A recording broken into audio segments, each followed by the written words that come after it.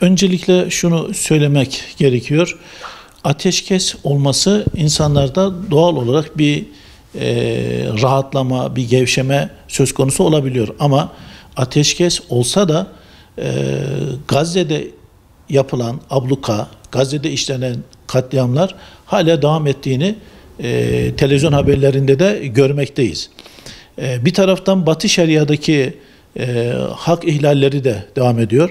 13 Ekim'de imzalanan ateşkes sonrasında bugüne kadar 300'ün üzerinde Gazze'de insan katledildi. Diğer taraftan Batı Şeria'da 200'ün üzerinde insanların katledildiği bir dönemde boykotun gevşenmesi, boykotun durdurulması söz konusu olamaz. Boykot aksine daha da hızlı bir şekilde gündemimize gelmesi gerekiyor. Bu anlamda bizim bir sloganımız var. Nehirden denize özgür Filistin olana kadar işgal altında bulunan Filistin topraklarındaki Siyonist çetelerin oradan gidene kadar boykotun durmaması gerektiğini söylemek mümkündür.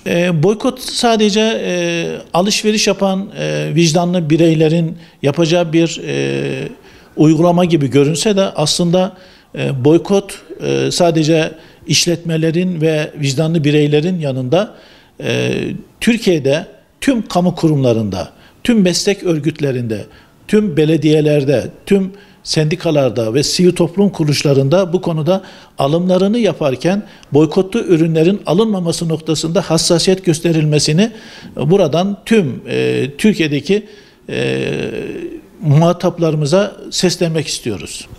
Kamu kurumlarında sadece biz boykotlu deyince gıda ürünleri, yiyecek içecek ürünleri diye algılıyoruz. Oysa hayatımızda yer alan yazılımlar, iş makineleri ve bunun yanında birçok işte tıbbi malzemelerin, ilaçların boykotlu olup olmadığı, bu konuda sadece bir ürünün alınması ya da satılmamasından öte yerli üretimin de teşvik edilmesi gerekir. Hem siyasi iradenin bu konuda yerli üretim yapan firmalara destek olmaları gerekiyor. Aynı zamanda boykotlu ürünlerinde kendi kamu kurumlarında alınması noktasında hassasiyet göstermeleri gerekiyor. Bir de Ankara başkentte yaşıyoruz. Büyükşehir Belediye'mizin güzel bir uygulaması var.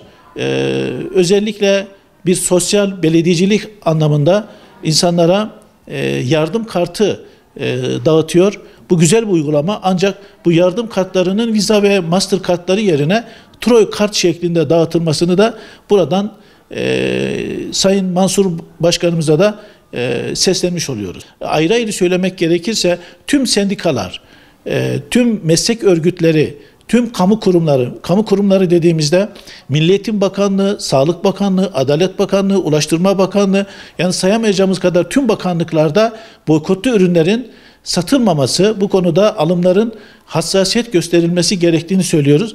Yerel yönetimlerde de, belediyelerimizde de, sosyal tesislerde özellikle insanların tükettiği ürünlerin boykotlu ürünler olduğunu zaman zaman şahit oluyoruz.